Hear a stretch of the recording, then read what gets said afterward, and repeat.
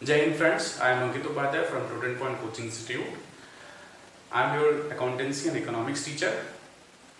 अब जैसा कि आप लोग को लास्ट क्लास में पढ़ा दिया भी गया था, पार्टनरशिप की शुरुआत कर दी भी गई थी और आज हम उसी पार्टनरशिप को और आगे लेके जा रहे हैं LLP के through, limited liability partnership act. उसको शुरुआत करने से पहले हम थोड़ा सा पीछे चल के एक छोटा सा क्विक रिवीजन ले लेते हैं और ये क्विक रिवीजन हमेशा हर क्लास में होगी जिससे आप लोग के पिछले के कॉन्सेप्ट्स कंटिन्यू रहे।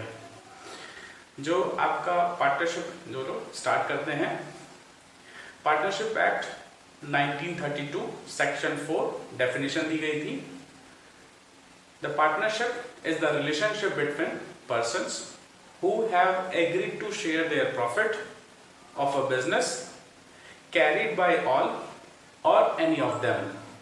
This is the definition of partnership, Indian Partnership 1932, Partnership Act 1932. अब चलिए और आगे चलते हैं। जैसा कि आपको कुछ उसके फीचर्स के बारे में भी पता था कि मिनिमम नंबर ऑफ पार्टनर्स होंगे वो 2 होंगे। जो लिमिटेशन है मिनिमम नंबर ऑफ पार्टनर्स की वो 2 है, बट मैक्सिमम के बारे में इंडियन पार्टनरशिप एक्ट 1932 में इसके बारे में कुछ नहीं बताया गया। तो कहाँ बताया गया है? वो कंपनीज एक्ट 2013 में बताया गया है। किस सेक्शन में बताया गया है? तो सेक्शन 464 में बताया गया है। चलिए और आगे चलते हैं। तो ये याद रखिएगा, partner should be share their profit. Loss में एक बार नहीं भी हो सकता है, लॉस अगर आप बियर नहीं भी कर सकते हैं, but if you are a partner you have to share their profit by the business. चलिए और आगे बढ़ते हैं। अब देखिए इसके बाद आपको राइट्स ऑफ द पार्टनर बताया गया था। राइट्स ऑफ द पार्टनर में बहुत ढेर सारी चीजें हैं, जैसे PSR, agreed PSR, profit sharing ratio agreed proportion में होने चाहिए। Partner have a right to check the books of accounts. वो बुक्स ऑफ अकाउंट कंप्लीटली उसके पास राइट होता है कि वो बुक्स ऑफ अकाउंट चेक कर सके। कंसल्ट कर सकता है वो अपने सारे पार्टनर से। और एक खास बात जो आपको आने वाले टाइम में भी मिलेगी, बहुत इंपॉर्टेंट है, that is interest on loan, that is 6%। अगर डीड में, पार्टनरशिप डीड में इंटरेस्ट ऑन लोन नहीं दिया हुआ है तो 6% लगेगा, दिया हुआ है तो उसे इंटरेस्ट ऑन लोन के अकॉर्डिंग चलेगा। ये इंटरेस्ट ऑन लोन क्या है? तो अगर आप अपनी फर्म को ही लोन देते हैं तो उसके एवज में आपको इंटरेस्ट मिलता है, that is interest on loan. Okay, limited liability partnership act 2008। Now अब हम आगे बढ़ते हैं। देखिए इसमें पहले से ही लिखा हुआ है that is limited liability. Partnership है, पार्टनरशिप तो है ही, this is the part of partnership, but यहाँ पे लिमिटेड लायबिलिटी हो जाएगा। जो हम कल पार्टनरशिप पढ़ रहे थे वो अनलिमिटेड लायबिलिटी की बात हो रही थी। तो इस लिमिटेड लायबिलिटी पार्टनरशिप को समझने के लिए इन दोनों के बीच में डिफरेंसेस को समझना ज्यादा जरूरी है। तो हम शुरुआत करेंगे डिफरेंसेस से ही। चलिए डिफरेंसेस से करते हैं, क्योंकि यही आपका बेस भी है। आप डिफरेंस कर लेंगे तो इजीली आप LLP को समझ भी पाएंगे। चलिए डिफरेंसेस स्टार्ट करते हैं ना। तो देखा जाए, अगर पहला पार्टनरशिप और LLP की बात करते हैं तो देखिए जो आपका रजिस्ट्रेशन है, जो पहला पॉइंट इसमें लिखा भी हुआ है, दैट इज पार्टनरशिप की जो एक्ट है वो किसके अंडर में है? तो ये जो इंडियन पार्टनरशिप एक्ट है वो 1932 के अंडर आएगा और जो लिमिटेड लायबिलिटी पार्टनरशिप है वो 2008 के एक्ट में आएगा। ये बेसिक डिफरेंस है जो कि आपको ऊपर ही मिल जाता है और जैसा कि आपको पहले भी याद है। चलिए उसके बाद कुछ एकदम इंपॉर्टेंट पॉइंट क्या था? जो नेक्स्ट इंपॉर्टेंट पॉइंट है नंबर ऑफ पार्टनर्स का। तो नंबर ऑफ पार्टनर्स की जो लिमिटेशन है वो मिनिमम है 2। किसमें? पार्टनरशिप में नंबर ऑफ पार्टनर्स की जो लिमिटेशन वो 2 है। मैक्सिमम के बारे में पार्टनरशिप एक्ट में नहीं दिया था, जैसा कि आपको पता भी है। मैक्सिमम इसकी 50 है, इसके ऊपर वो कंपनी में फॉर्म हो जाती है। तो मिनिमम 2, मैक्सिमम 50, सिंपल। अब चलते हैं इसकी बारी, आपके LLP की बारी। तो LLP की minimum number of partnership, as you know that partnership है तो 2 तो होगी ही होगी। और मैक्सिमम के बारे में बस यहाँ पे नहीं दिया हुआ है, मतलब इन्फिनिटी की बात हम नहीं करते हैं, मतलब मैक्सिमम की बात, मतलब मैक्सिमम तो लिमिटेशन है ही नहीं। चलिए इतनी बात आप लोगों को समझ में आ गई होगी। नेक्स्ट पॉइंट पढ़ते हैं। नेक्स्ट पॉइंट करते हैं रजिस्ट्रेशन। रजिस्ट्रेशन आपका ऑप्शनल है, किसमें? पार्टनरशिप एक्ट 1932 में।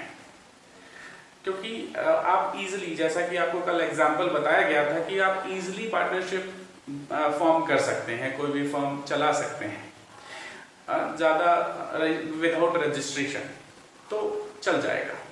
लेकिन एलएलपी में आपको रजिस्ट्रेशन कराना इंपॉर्टेंट है। कहाँ पे कराना इंपॉर्टेंट है? With registrar of the companies. ठीक है, कंपनी के रजिस्ट्रार में जाके आपको रजिस्ट्रेशन कराना कंपलसरी है, नहीं तो वो लिमिटेड लायबिलिटी नहीं कहलाएगी पार्टनरशिप की, ये याद रखिएगा। एक और खास बात देखिए, हमने कहा कि भाई यहाँ पे ये ऑप्शनल है रजिस्ट्रेशन, इसका रिलेशन है 3 चीजों में। पहला, नॉट सेपरेट लीगल एंटिटी, दूसरा अनलिमिटेड लायबिलिटी की। इन तीनों के बीच में रिलेशन है। इन तीनों रिलेशन को अगर हम समझ लेते हैं तो तीनों पॉइंट्स आपको एक साथ ही याद हो जाएंगे। रिलेशन कैसा है? देखिए, सबसे पहली बात कि यहाँ पे जो रजिस्ट्रेशन है वो ऑप्शनल है। ऑप्शनल है, इट मींस कि आपकी जो लायबिलिटी हो जाएगी वो क्या होगी? अनलिमिटेड होगी। ठीक है, जब लायबिलिटी क्यों अनलिमिटेड होगी? क्यों? एक एग्जांपल कल भी आपको दिया गया था। क्या था वो एग्जांपल? में भी आपका बिजनेस डिसॉल्व हो जाता है, किसी वजह से बिजनेस आगे रन नहीं करता है, तो आपने जिससे जिससे लोन लिया, बैंक से लोन लिया है या फ्रेंड से लोन लिया है, तो वो कहाँ जाएंगे? तो वो कोर्ट में जाएंगे। अब कोर्ट आपको पकड़ेगी, फर्म को नहीं, क्योंकि वो क्या है? फर्म एक लीगल पॉइंट ऑफ व्यू से जो पार्टनरशिप होता है वो क्या होता है? सेपरेट नहीं होता, मतलब सिंगल होता है, सिंगल एंटिटी कहलाती है। क्या चीज? पार्टनर और फर्म दोनों ही सिंगल एंटिटी होती है। तो सिंपल हो गया इनके बीच में रिलेशन। रजिस्ट्रेशन ऑप्शनल है क्योंकि नॉर्मली चल सकता है, रजिस्ट्रेशन ऑप्शनल है, इसी वजह से अनलिमिटेड लायबिलिटी है। अनलिमिटेड लायबिलिटी है, इसी वजह से लीगल पॉइंट ऑफ व्यू से यहाँ क्या है? सिंगल एंटिटी कहलाती है। कौन चीज? आपकी पार्टनरशिप। और अब बात करते हैं एलएलपी की बात। तो भाई यहाँ पे वही सेम चीजें के बीच में कनेक्शन, इन तीनों के बीच में कनेक्शन। भाई यहाँ पे क्या है? रजिस्ट्रेशन कंपलसरी है और इसी वजह से लायबिलिटी आपकी लिमिटेड है, अनलिमिटेड है। इसी वजह से आपकी जो एंटिटीज हैं वो दोनों ही सेपरेट हैं। कौन कौन सी एंटिटीज हैं? Partners and firm. तो दोनों ही जो एंटिटीज हैं वो सेपरेट है। किसकी वजह से? इस रजिस्ट्रेशन की वजह से, इस कंपलसरी रजिस्ट्रेशन की वजह से। चलिए, आपको तीनों ही पॉइंट दोनों जगहों के समझ में आ ही गए होंगे। अब आगे की तरफ चलते हैं। चलिए, नेक्स्ट आता है आपका परपेचुअल सक्सेशन। अब ये टर्मिनोलॉजी है अकाउंटेंसी की। What do you mean by perpetual succession? देखिए, परपेचुअल सक्सेशन का मतलब होता है बिजनेस कंटिन्यू होना। किसी पार्टनर्स के डेथ हो जाने पे, रिटायर हो जाने पे, क्या आपका पार्टनरशिप कंटिन्यू करता है? तो देखिए, पार्टनरशिप एक्ट में परपेचुअल सक्सेशन नहीं होता। अगर कोई भी एक पार्टनर निकल के बाहर चला जाए, बिजनेस तो में भी कंटिन्यू कर जाएगा, लेकिन पार्टनरशिप वही डिसॉल्व हो जाएगी। तो इसी बात पे दो टर्मिनोलॉजी आपको और सिखाते हैं। दो टर्मिनोलॉजी क्या है? एक partnership, dissolution of partnership and dissolution of firm, दोनों ही अलग हैं। डिसोल्यूशन ऑफ पार्टनरशिप किसी भी पार्टनर्स के रिटायर हो जाने पे, डेथ हो जाने पे डिसोल्यूशन ऑफ पार्टनरशिप हो जाता है। लेकिन डिसोल्यूशन ऑफ फर्म में कंप्लीटली वो फर्म ही डिसॉल्व हो जाती है। और पार्टनर्स की वजह से भी हो सकता है, पार्टनर्स हो सकता है सारे पार्टनर्स का चले जाएं और फर्म अकेली बढ़ जाए, तो नहीं चलती, क्योंकि दोनों को ही साथ में लेके चला जाता है। एक इसकी कैरेक्टरिस्टिक्स ये भी था, सेपरेट एग्जिस्टेंस नहीं होता। तो ये बात क्लियर हो गई कि यहाँ पे क्या था कि हमारा जो परपेचुअल सक्सेशन है पार्टनरशिप का परपेचुअल सक्सेशन पार्टनरशिप में नहीं होता, क्योंकि पार्टनरशिप तुरंत डिसॉल्व हो जाती है किसी के रिटायर होने में और डेथ होने पे। चलिए इधर अगर बात की जाए तो जैसा कि आपको पता है मिनिमम नंबर 2 है, मैक्सिमम आपके इन्फिनिटी है। यहाँ परपेचुअल सक्सेशन होता है, आपकी पार्टनरशिप कंटिन्यू रहती है, आप नहीं तो आपकी जगह कोई और, लेकिन आपकी पार्टनरशिप कंटिन्यू रहती है। आपके ना रहने पे भी बिजनेस कंटिन्यू करता रहेगा। ठीक, चलिए अब आई थिंक नीचे वाले पॉइंट्स आपको नहीं दिख रहे होंगे, 8th और 7th वाला पॉइंट, सो दैट हम थोड़ा सा कैमरा नीचे की तरफ करते हैं, आप लोग को दिखाई भी दे, नहीं तो फिर समझ में नहीं आएगा। चलिए ठीक है, आगे देखते हैं 7th वाला पॉइंट, थोड़ा सा हम कैमरा डाउन करते हैं। ओके, नाउ जो 7th पॉइंट है आपका, दिस पॉइंट देखिए, यहाँ पे ये भी एक मेजर डिफरेंस है पार्टनरशिप और एलएलपी के बीच में। क्या मेजर डिफरेंस है कि यहाँ पे जो कॉर्पोरेट बॉडी है, क्या चीज, जो कॉर्पोरेट बॉडी है वो पार्टनरशिप में नहीं बना सकती है, पार्टनरशिप नहीं कर सकती है। अब तो ये एक मेजर क्वेश्चन सामने आता है, what do you mean by corporate body, body corporate और बॉडी कॉर्पोरेट। देखिए बॉडी कॉर्पोरेट के 3 पार्ट्स होते हैं, एसोसिएशन हो सकता है कोई भी, कंपनी हो सकती है कोई भी, गवर्नमेंट एजेंसी भी हो सकती है।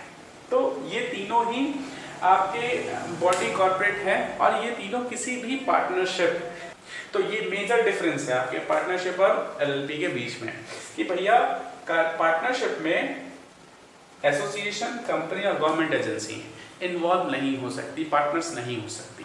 तो यहाँ पे क्या है डिफरेंस, यहाँ पे क्या है, body corporate can be become it's partner. LLP में कोई भी एसोसिएशन, कंपनी और गवर्नमेंट एजेंसी यहाँ पे पार्टनर बन सकती है।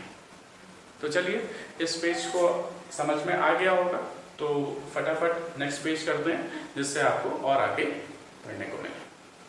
चलिए आप लोग के सामने एक नई शीट आ गई होगी, तो इसको आगे डिस्कस करते हैं। पार्टनरशिप डीड, पार्टनरशिप डीड को समझने के लिए हम एक छोटा सा एग्जाम्पल लेते हैं।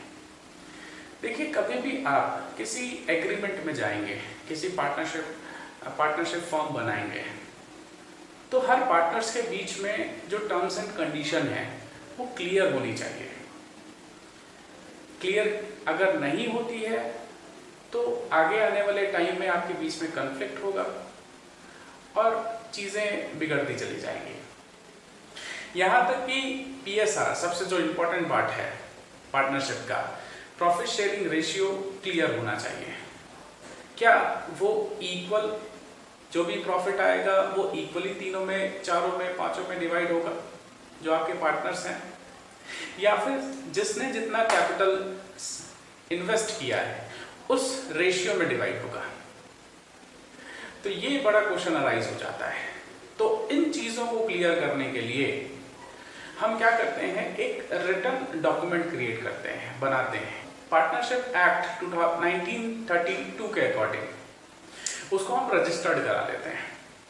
अब ये रजिस्टर्ड डॉक्यूमेंट आपके आने वाली चीजों को और बेटर बनाता है।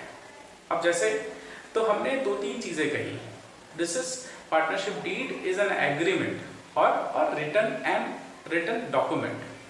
तो हमने देखा दिस इज रिटन एग्रीमेंट और रिटन डॉक्यूमेंट भी हो सकता है, कोई प्रॉब्लम वाली बात नहीं है। ड्यूली साइंड, क्या चीज, ड्यूली साइंड, जो पार्टनर्स होंगे वो साइंड किए होंगे इस एग्रीमेंट को, क्योंकि सबकी सहमति से होना चाहिए, सबके एग्रीमेंट से होना चाहिए।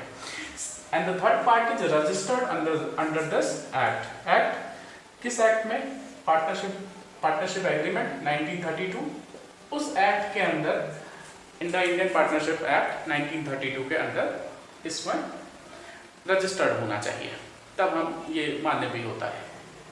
चलिए, जो क्या लिखा हो, which contains terms and conditions, terms of the agreement, terms and conditions मतलब जो भी हम फ्यूचर में, जैसे पीएसआर क्या होगा, इंटरेस्ट ऑन कैपिटल क्या होगा, इंटरेस्ट ऑन ड्राइंग क्या होगा, कमीशन क्या होगी, सैलरी क्या होगी, तो ये सारी चीजें इस एग्रीमेंट में क्लियरली नोटेड होती हैं, जिसमें सभी साइन करते हैं और एग्रीड होते हैं।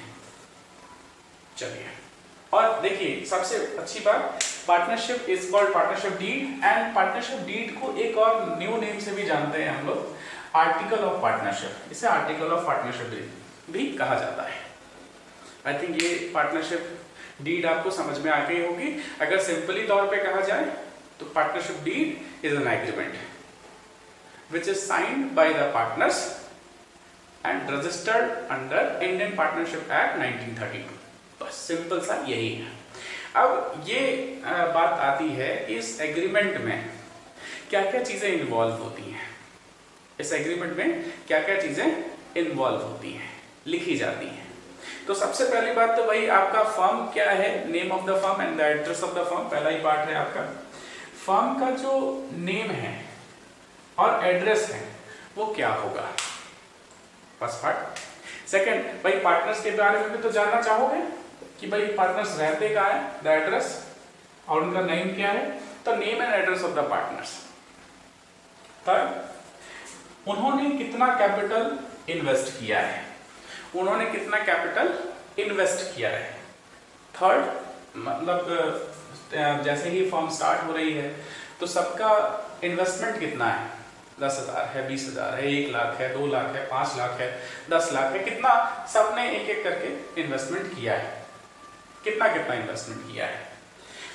भाई इंटरेस्ट ऑन कैपिटल मिलेगा कि नहीं मिलेगा वो भी एग्रीमेंट में होना चाहिए, क्योंकि देखिए हमारा तो यही मानना है अगर आप 10 लाख कहीं पे इन्वेस्टमेंट करते हैं, कहीं फर्म की बात नहीं कर रहे हैं, किसी बिजनेस की बात नहीं कर रहे हैं, कहीं आरडी में सबमिट करते हैं या फिर फिक्स डिपॉजिट कराते हैं या फिर मान लीजिए सेविंग्स ही रखते हैं, तो आपको कुछ ना कुछ इंटरेस्ट उसमें मिलता रहता है। जैसे बैंक में भी 3.5% इंटरेस्ट मिल रहा है, करंट इंटरेस्ट जो चल रहा है।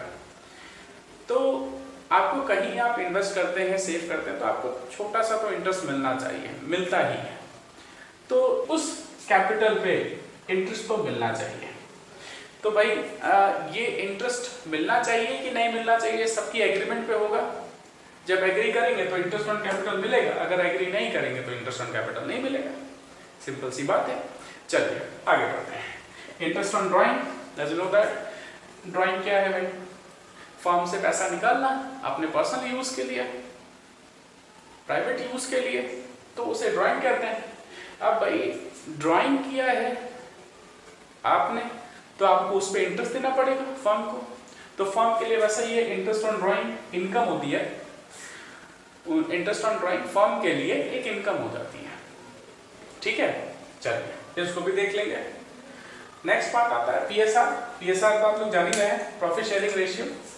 क्या चीज, profit sharing ratio, PSR agreed होना चाहिए, पार्टनर्स हैं सभी के सभी, पीएसआर पे एग्रीमेंट होना चाहिए। नेक्स्ट, सैलरी मिलेगी या फिर कमीशन मिलेगा तो कितना मिलेगा, सेल्स पे मिलेगा कि प्रॉफिट पे मिलेगा, किस पे मिलेगा, सारी चीजें इस पे आएंगी। And the accounting period firm की डिसाइडेड होनी चाहिए, जैसा कि नॉर्मली अकाउंटिंग पीरियड 1 अप्रैल टू 31 मार्च चलता है, एंड उसके बाद 1 जनवरी टू 31 दिसंबर भी हो सकता है। पीरियड है, फर्म है, अकाउंटिंग पीरियड है, वो 1 अप्रैल टू 31 मार्च ही चलता है। तो और भी चीजें हैं इस एग्रीमेंट में लिखी रहती हैं, बट वो इम्पोर्टेंट नहीं है फिलहाल। अगर आप चाहेंगे तो हम आपको उसकी एक क्लिक लेके आपको सेंड कर देंगे, जिससे आपको सब समझ में अभी आ जाए, नोट भी कर सकें, चीजों को पढ़ भी लें। लेकिन ये बेसिक चीजें थी पार्टनरशिप डीड की। चलिए अब हम नेक्स्ट पार्ट कराते हैं, पार्टनरशिप डीड ना बनी हो, एब्सेंस की कंडीशन, मतलब पार्टनरशिप डीड एब्सेंट हो तो क्या क्या कंडीशंस हो सकती हैं। चलिए नेक्स्ट शीट, चलिए आपके सामने एक नई शीट आ गई होगी। तो इस शीट में हम ये पता करेंगे, अगर पार्टनरशिप डीड नहीं है, एब्सेंट है, सभी पार्टनर ने मिलके पार्टनरशिप डीड पे सोचा नहीं है, किसी ने साइन नहीं किया है, या बिजनेस उनके बीच में क्या रिलेशन होगा, क्या टर्म्स एंड कंडीशन होंगी, ये कुछ क्लियर नहीं है। बस सभी एक साथ आए और बिजनेस में इन्वेस्टमेंट करके काम स्टार्ट कर दिया, कोई रिटन डॉक्यूमेंट नहीं है। तो ऐसे केस में हम किस तरीके से चीज़ों को डील करेंगे उसके बारे में हम यहाँ पे पढ़ते हैं। तो सबसे पहला जो पार्ट है वो है प्रॉफिट शेयरिंग रेशियो का। लेट सपोज करिए इसको समझने के लिए कि ए पार्टनर ने 1 लाख का इन्वेस्टमेंट किया है, सेकंड पार्टनर ने 50,000 का इन्वेस्टमेंट किया है और थर्ड पार्टनर ने 10,000 का इन्वेस्टमेंट किया है। तो आपके पास एक क्वेश्चन राइज हो जाता है, क्या कैपिटल रेशियो में पीएसआर होगा, प्रॉफिट शेयरिंग रेशियो होगा? तो नहीं, क्योंकि यहाँ पे रिटन डॉक्यूमेंट नहीं है, इसी वजह से जो पीएसआर होगा वो इक्वल होगा। क्या होगा?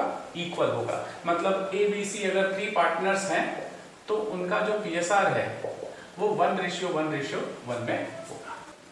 चलिए बात को आगे बढ़ाते हैं। देखिए, इन्वेस्टमेंट आपने कर दिया है, आपने कैपिटल लगा दिया है बिजनेस में, लेकिन इंटरेस्ट ऑन कैपिटल के बारे में कोई बात नहीं हुई है किसी भी पार्टनर से, तो नहीं मिलेगा आपको, कोई भी इंटरेस्ट ऑन कैपिटल आपको नहीं मिलेगा आपकी कैपिटल इन्वेस्टमेंट पे। उसी तरीके से अगर आपने ड्राइंग की है फर्म से अपने प्राइवेट यूज के लिए, तो आपको उस पर कोई इंटरेस्ट भी नहीं देना होगा, उस पर आपको कोई इंटरेस्ट भी नहीं देना होगा। अगर सैलरी हुई, सैलरी की बात कही कि भाई हम सैलरी लेना चाहते हैं या कमीशन लेना चाहते हैं, लेकिन रिटन डॉक्यूमेंट में ऐसा कुछ नहीं है क्योंकि रिटन डॉक्यूमेंट बना ही नहीं है। तो ऐसे केस में चाहे सैलरी हो चाहे कमीशन हो, किसी भी पार्टनर को नहीं मिलने वाला। उनको जब नया एडमिशन करना हो किसी न्यू पार्टनर का और सारे पार्टनर्स एग्री हैं, तभी न्यू पार्टनर्स का एडमिशन हो सकता है। देखिए भाई, एडमिशन ऑफ न्यू पार्टनर में सभी पार्टनर का कंसल्ट, सभी पार्टनर का एग्री होना जरूरी है। तो भाई जो भी एडमिशन ऑफ न्यू पार्टनर होगा सबके कंसल्ट से ही होगा। Each partner after consult of each partner, सब एग्री करेंगे तभी न्यू पार्टनर एडमिट करेगा, नहीं तो नहीं करेगा। चलिए, ये दोनों पॉइंट बहुत इंपॉर्टेंट हैं आपके एग्जामिनेशन या फिर आपके न्यूमेरिकल्स वाले जो क्वेश्चंस होंगे, ये दोनों पॉइंट बहुत इंपॉर्टेंट हैं। क्यों इंपॉर्टेंट है कि देखिए, जो इंटरेस्ट ऑन लोन है, अगर पार्टनरशिप डीड रहती है, फर्म कितना देगी? ठीक है, तो वापस से आते हैं, पहले ये समझते हैं ये इंटरेस्ट ऑन लोन क्या चीज है। तो देखो, जैसे आप फर्म को 10,000 लोन दे दिए, तो फर्म की जिम्मेदारी बन जाती है कि आपको उस पर इंटरेस्ट दे। अगर पार्टनरशिप डीड में interest on loan, agreed interest on loan दिया हुआ है, इंटरेस्ट 10% दिया है, 12% दिया है, तो भाई 12% 10% के अकॉर्डिंग आपको इंटरेस्ट मिलेगा उस लोन पे। लेकिन पार्टनरशिप डीड साइलेंट है इस बारे में, या पार्टनरशिप डीड नहीं है, दोनों ही केस में याद रखिएगा, ये पॉइंट इंपॉर्टेंट है। Partnership deed interest on loan पे साइलेंट है या पार्टनरशिप डीड ही नहीं है, दोनों ही केस में आपको interest on loan 6% per annum मिलेगा ही मिलेगा, ये याद रखिएगा। तो ये बहुत इंपॉर्टेंट पॉइंट है, क्योंकि होगा कि काफ़ी क्वेश्चंस में ऐसा होगा कि ए बी सी में से किसी ने फर्म को लोन दिया होगा 10,000, 50,000, 1 लाख या फिर और ज़्यादा, तो लेकिन उस पर इंटरेस्ट ऑन उसके क्वेश्चंस पे इंटरेस्ट ऑन लोन कहीं पे आपको नहीं दिखेगा। तो आपको समझ जाना है, अगर नहीं दिया है तो 6% पर एनम आप चार्ज कर दीजिएगा। अच्छा, एक और चीज हमने कहा चार्ज कर दीजिएगा, क्या कहा? चार्ज कर दीजिएगा। तो चार्ज किसके अगेंस्ट होगा? तो प्रॉफिट एंड लॉस अकाउंट के अगेंस्ट होगा। हमने कहा चार्ज होगा, इस चीज का ख्याल रखिएगा क्योंकि ये चीजें वापस से रिपीट करेंगे। प्रॉफिट एंड लॉस अकाउंट से होगा। चलिए, नेक्स्ट बारी आती है रेंट टू द पार्टनर। देखिए, होता है कभी कभी जो बिल्डिंग होती है किसी बिजनेस की, वो किसी पार्टनर की होती है, किसी पार्टनर की पर्सनल होल्डिंग होती है, पर्सनल प्रॉपर्टी होती है, तो उसको उस पे रेंट लेना जायज बनता है। तो अगर रेंट है, एग्रीड है, तो मिलेगा ही मिलेगा। वैसे एग्रीमेंट तो होता ही है कि भाई अगर आप हमारी प्रॉपर्टी यूज कर रहे हैं क्योंकि किसी को अपनी बिल्डिंग दे देना, अपनी ज़मीनें दे देना, साथ में मिलके बिजनेस करने के लिए, तो उस पर रेंट तो बनता है। तो रेंट भी जो है, देखो ऐसा कोई एब्सेंस ऑफ पार्टनरशिप डीड में रेंट का कुछ लिखा तो नहीं हुआ है, लेकिन हम इसको अलग से समझा रहे हैं। अगर रेंट नहीं दिया है तो भाई ऑब्वियस सी बात है रेंट नहीं मिलेगा, लेकिन रेंट तो बनता है। ऐसे केस में हम क्या करेंगे, उसको भी, लेकिन इसका कोई परसेंटेज वगैरह को डिसाइडेड नहीं है, ऐसा ख्याल रखिएगा, इस पर कोई परसेंटेज डिसाइडेड नहीं है।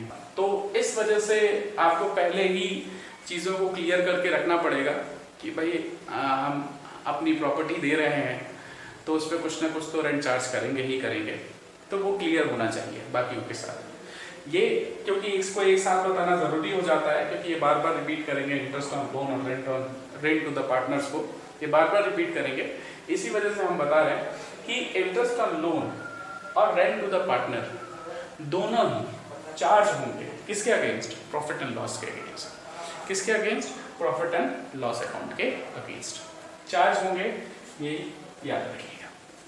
चलिए ठीक है, आज के लिए बस इतना सही। आई थिंक हमारी क्लासेस आप लोगों को समझ में आ रही होंगी, काफ़ी टॉपिक्स क्लियर होते चले जाएंगे और आगे आने वाली क्लासेस में और चीज़ें इंक्लूड करते जाएंगे।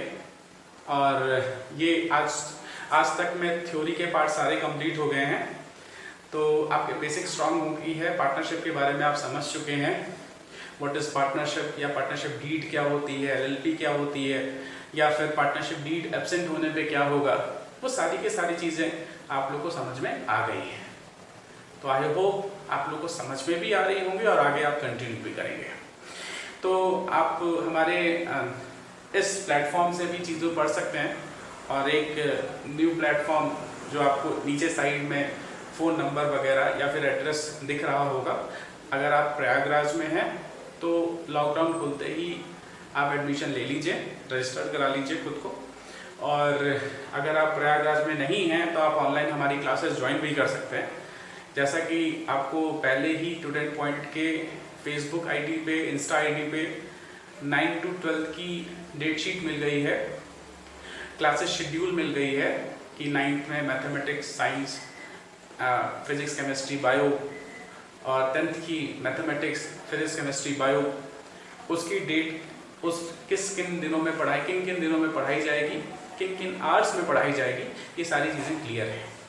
उसी तरीके से 11th और 12th की भी क्लासेस, साइंस की हो चाहे कॉमर्स की हो, दोनों ही स्टार्ट हो चुकी हैं, तो ज्वाइन दिस। और हम ही आपको ऑनलाइन भी पढ़ा रहे हैं जूम ऐप के थ्रू, कुछ प्रोसेस है उस चीज़ को देख लीजिएगा। आप आएंगे तो आप हमें व्हाट्सअप करेंगे तो हम आपको सारी चीज़ें क्लियर भी कर देंगे, जो भी टर्म्स एंड कंडीशन है। तो जल्दी से जल्दी ज्वाइन कीजिए, एंड बस, and thank you, have a nice day, good day, thank you, जय हिंद।